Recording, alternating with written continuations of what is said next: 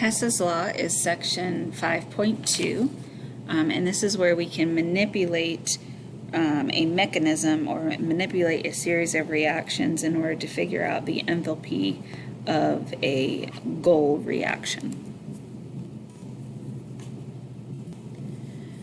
So the enthalpy cycle, sometimes these are referred to as energy cycles.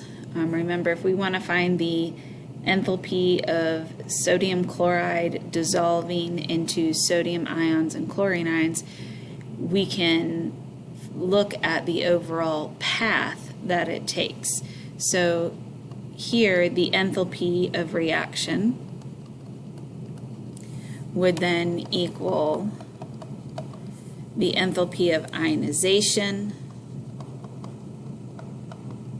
plus the enthalpy of hydration, which just means that it's dissolving in water for the sodium, and then the enthalpy of hydration for the chlorine ion. So we don't necessarily just need to know sodium chloride to sodium plus chlorine ions. We can actually, if we know these values, just add them together. So the enthalpy change for a reaction is independent of the route that that reaction takes. So Hess's Law, when we go to manipulate these reactions, you're going to manipulate the delta H value the same way. So if you flip a reaction, you're going to change the sign on the enthalpy. If you double the reaction, you multiply by 2, triple, multiply by 3. If you cut the reaction in half, multiply by 0.5, and then you add all of these steps together to get that overall reaction. So let's look at two examples. So here we have two reactions that, if added together, should equal this reaction as our goal, and we're trying to find out what the enthalpy is for this bottom reaction. So the first thing I notice is I need one sulfur atom on the reactant side, and so I have that up here. Now I like to take my reactants and products and box them in so I know not to change those reactions. So I'm not going to do anything to this delta H. I need oxygen. I have oxygen in more than one place, so we're going to skip over that one. As in the product side, I need sulfur dioxide. Well, sulfur dioxide is right here, but it's on the wrong side. We need it to be a product. So we're going to flip this reaction.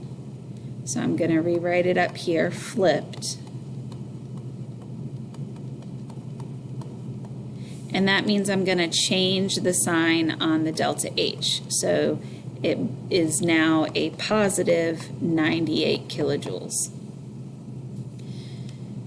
Then you need to look and see if the things that are not in your overall reaction cancel out.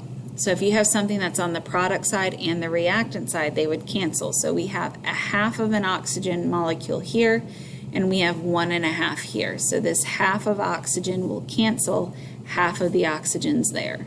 And that's how I got my final reactant there, my 1 oxygen.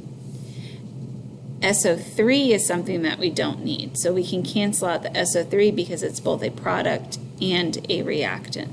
And then I'm left with SO2 as the only product, sulfur and oxygen as the two reactants. So when I add those two reactions together, I'm left with this overall reaction. So then delta H would just equal negative 395 kilojoules plus 98 kilojoules, which gives us an answer of negative 297 kilojoules. Let's look at another example. Okay, here we want 2 methane, but we only have 1 methane. So the first thing that I'm going to do is multiply that reaction by 2. So times 2, times 2, times 2, times 2, and then I'm going to want to make sure that I multiply the delta H value by 2. I need 3.5 oxygens. Well, I have oxygen in all of these, so I'm not going to worry about oxygen right now. And then come to my product side. I need COOH2, and that's right here, and I don't need to do anything to it, so I'm not going to do anything to the Z. Then I need 3 waters. Well, I have water in more than one reaction, so we're going to hold off on that. What I do know is I don't need everything that's listed in these reactions. I don't need 2HCHO. So I need to cancel this out. Well, the only way to cancel it out is if I have two of them as a reactant. So I'm going to have to multiply this center reaction by 2 as well. So times 2, half times 2 is 1, times 2, and then make sure I times 2 over here on the y side, or for the enthalpy. So now let's look. We can cancel out these, and we can cancel out this.